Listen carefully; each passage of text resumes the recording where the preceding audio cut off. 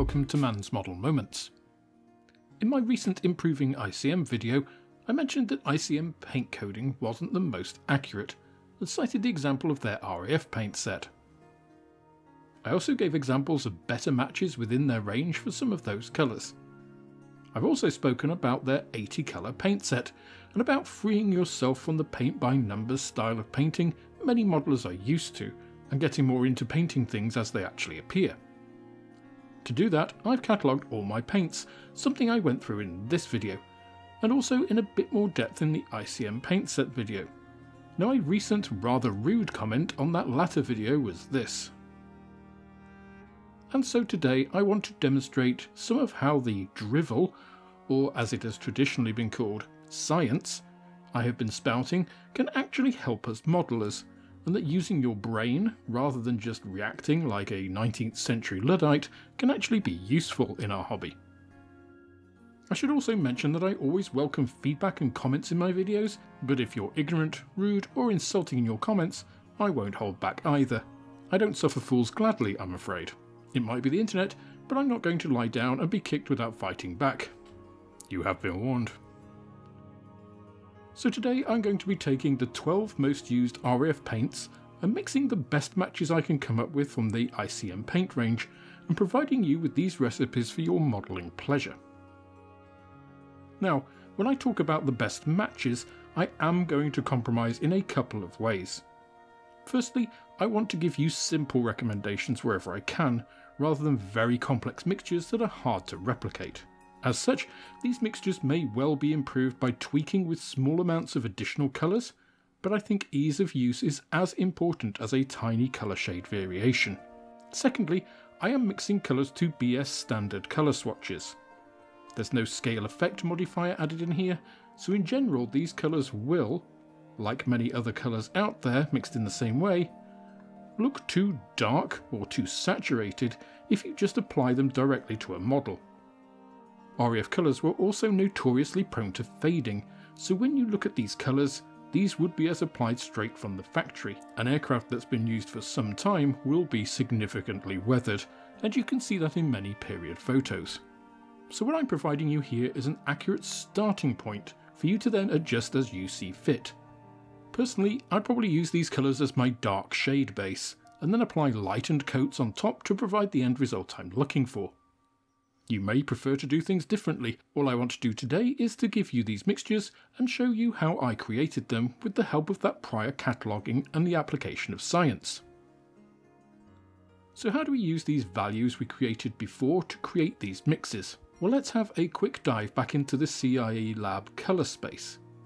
As I mentioned before, this has three values, L, A and B. L relates to how light or dark a colour is, higher values being lighter. A and B both relate to the hue. A is where the hue is between red and green, with positive values being more red and negative values more green.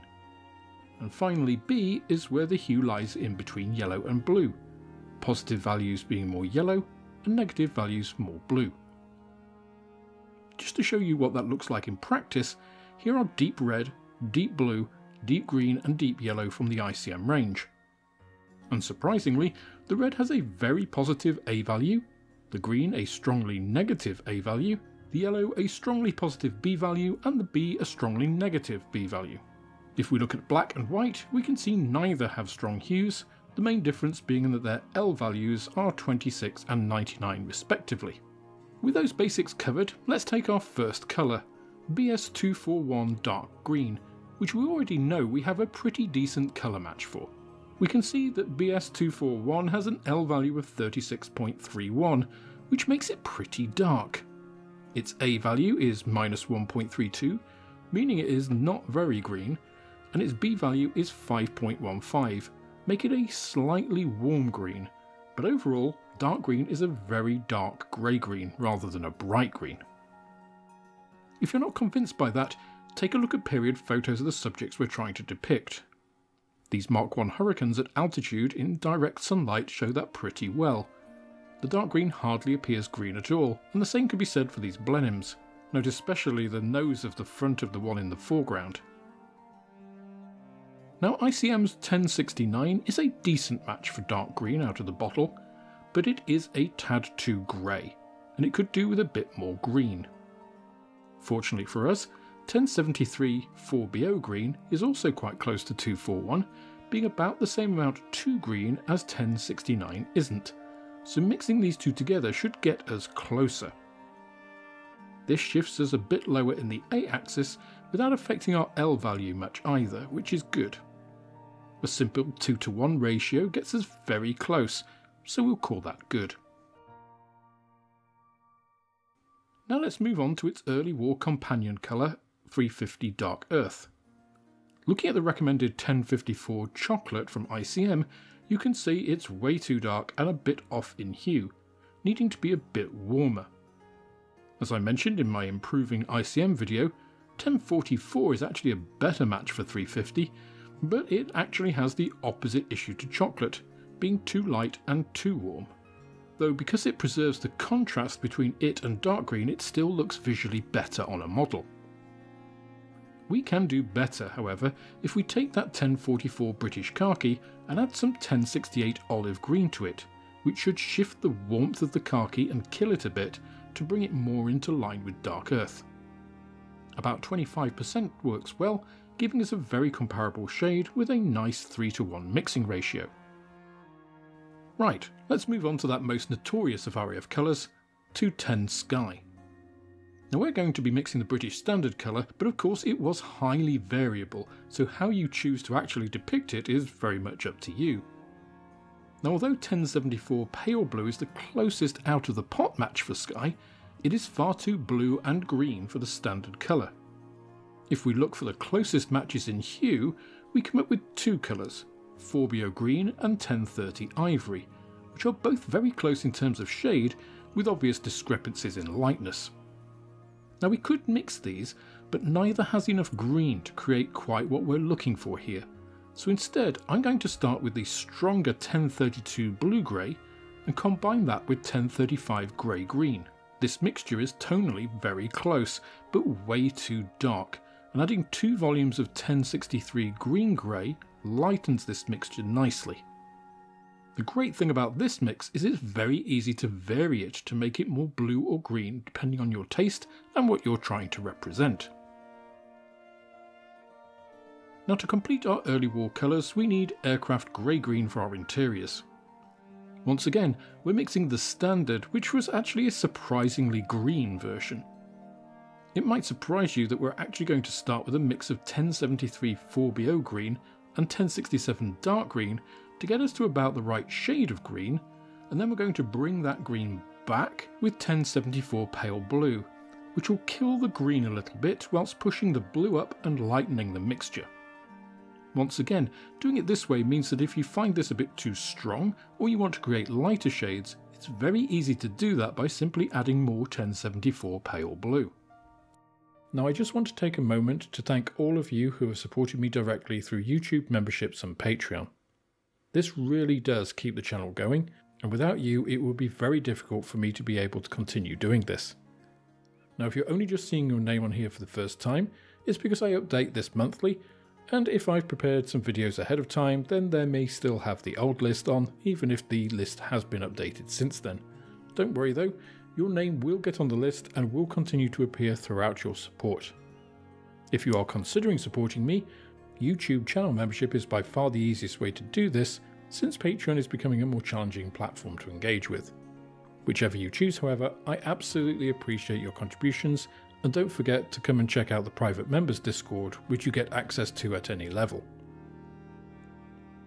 Now as the war progressed from defensive into more offensive counterattacks, RAF Fighter Command found itself over the English Channel more, where the Dark Earth and Sky made aircraft more visible, and so it swapped these colours for BS629 Ocean Grey and 637 Medium Sea Grey respectively. Now before I mentioned 1075 Grey Blue as a decent match for 629 Ocean Grey, but it is a bit too light and blue, so we're going to pull it down with German Grey. But because that will also kill the blue shade, we're going to first add some 1076 Deep Sky Blue, which will preserve that blue and prevent the mixture from becoming too dark. Something common to all of the sea grey colours is that they are cool greys. That is, they have a bluish tinge, whether you actively notice it or not. For 637 medium sea grey for our undersides, it's pretty subtle, so we can start with 1032 blue grey, which is both too light and too blue for our needs, and simply bring that down in both blueness and lightness by adding an equal volume of 1036 neutral grey. Other aircraft operating over the waters a lot could use extra dark sea grey and dark sea grey as alternatives to the dark green and ocean grey schemes. As I mentioned, all of these had a cold or blue tendency, so it's probably no surprise that we'll be leaning on 1075 grey blue a lot here. Now dark sea grey is very similar to ocean grey, just being a bit more neutral in tone. We're going to start with extra dark sea grey however, because it's a lot easier. Here we simply darken 1075 with an equal volume of 1002 black.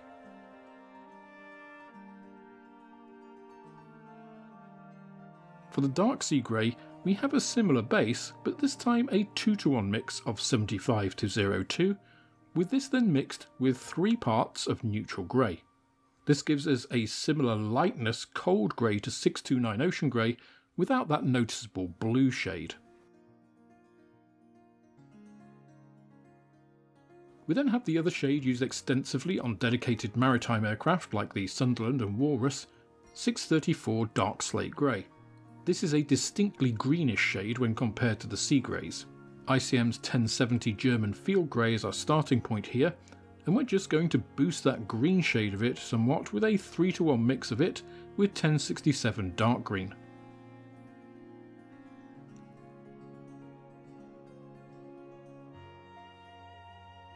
We're now going to hop on over to the Mediterranean, where dark green was swapped out for 382 middle stone, and undersurfaces were painted in 104 Azure blue.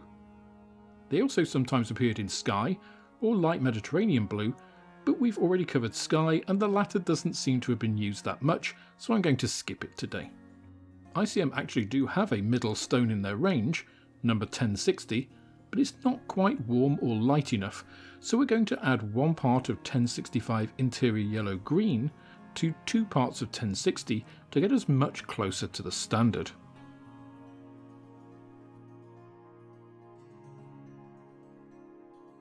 Azure blue on the other hand was a pretty intense colour, and at first glance 1076 deep sky blue seems close, and while it's blue enough it's too light and too green.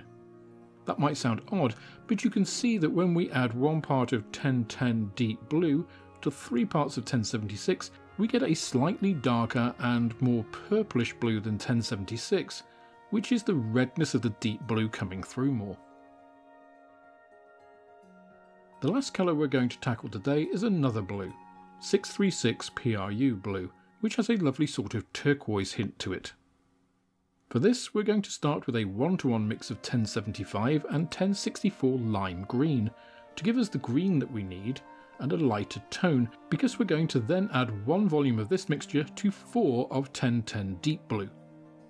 Now this looks quite dark because this is the BS standard colour, and although all of the wartime RAF colours were prone to fading, PRU blue was notorious for fading rapidly and unevenly. How you choose to represent that depends on your subject, but adding in quantities of a 1-to-1 mix of 1032 blue-grey and 1074 pale blue will lighten things and preserve that turquoise bias. So now we've mixed these colours, let's have a look at them compared to ICM's recommendations.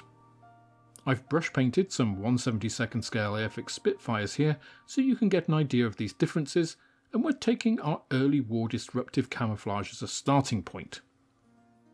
On the port side here you can see the ICM recommended colours, chocolate and extra dark green, with the starboard being in our mixed colours. Now this is under quite bright video lighting, so you can see some contrast between the green and brown for the ICM recommended colours, but I can tell you that in normal lighting this is much less noticeable. With that you can see there is not the contrast between the ICM recommendations that you see in real subjects, and both colours are too dark. Now you might think the dark earth here in the mixed colours looks too light, but I should remind you firstly what these colours look like on period photos, such as these. You'll also see this later when you see the same colour together with middle stone for our Mediterranean theatre schemes. Turning the model over, you can see the sky undersides are very different too.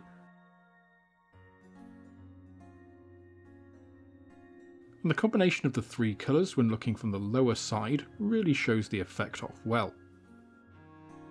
The next colours we're going to look at are the later dark green, ocean grey, medium sea grey day fighter scheme. ICM recommend dark grey for the ocean grey here and 1074 pale blue for the undersides.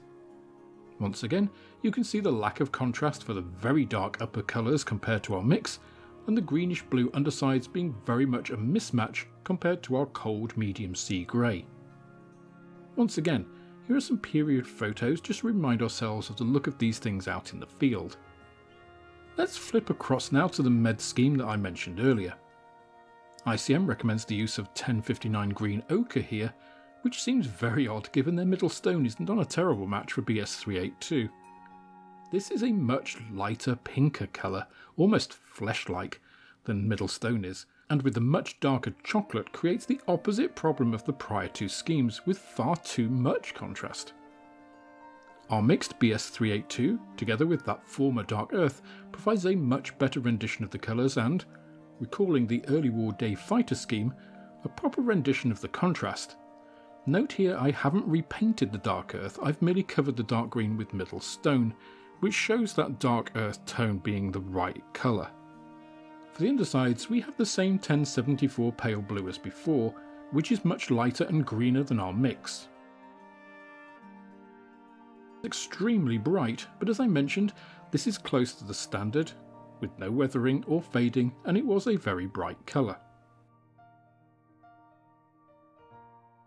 Back to our other Spitfire, and now I've painted it in the extra dark, dark and medium sea grey scheme. For ICM colours, this is actually a mix for extra dark sea grey of 85% 1077 dark blue with 15% 1002 black, and then 1074 for dark sea grey. This produces a rather otherworldly blue camouflage scheme which is very pretty but nothing like reality. Our mixes, though colder blue-greys, look almost completely neutral by comparison. Now we have two more schemes, neither of which I have ICM comparisons for, but I don't really need them as I believe I've already made the point with the four prior schemes. The penultimate scheme is the temperate sea scheme of extra dark sea grey and 634 dark slate grey, which as I mentioned was applied to various seafaring biplanes and maritime reconnaissance planes like the Sunderland and Walrus. The last one is PRU Blue, which is this lovely turquoise colour that, as I mentioned before, was notoriously prone to fading and colour variation. As with a lot of these colour mixes, they appear too saturated because I've tried to mix them as close to the standards as possible, which were of course designed to be applied to full-size subjects.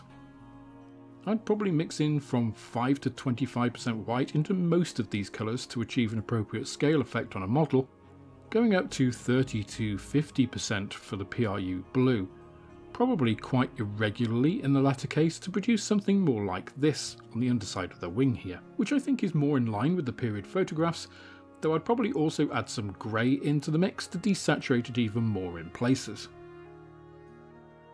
Anyway, the purpose of this video was to give you simple paint mixes for a starting point for your own RAF colours using ICM paints, and hopefully show you how applying a little bit of science knowledge to the subject can allow us to make rational choices to mix appropriate colours.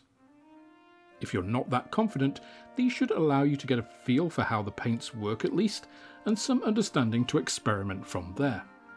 Now I should mention that there are apps out there to help you if you want another way to do this. There's one called Real Paint Mixer, which is free, but the premium edition is only about £1.70 and it allows you to add your own paint colours, which is essential if using things like ICM paints. Once you've entered your own custom palette of paints and give the app the hex code of the paint you want to create, the app will work out a mix for you, but it doesn't try to simplify things, so you can end up with pretty complex mixtures. I should say that I also mix these colours using my LAB value method before I also tried with the app, and I beat the app every single time in coming up with a better match, so take these app results with a pinch of salt. Finally, if you found this useful, please let me know in the comments below, especially if you'd like me to do similar videos on Luftwaffe RLM colours, AFVs and so on. It actually took a lot of time to do all of this, so if people don't think it's worthwhile then I won't do these, but if they are useful then I'm more than happy to invest in doing it. As I said, let me know what you think and if it was useful, what range you'd like to see me tackle next. That's all for this instalment of Man's Model Moments. If you enjoyed the video, please click the like button, subscribe to the channel for more like it, and share this video with others you think would also enjoy it. You can also follow me on Instagram, Twitter and Facebook, and if you're feeling generous then I also have a Patreon, which is absolutely the best way of helping me to grow the channel and produce more content like this. With that, I hope you have plenty of modelling moments of your own, and I look forward to welcoming you on the next video.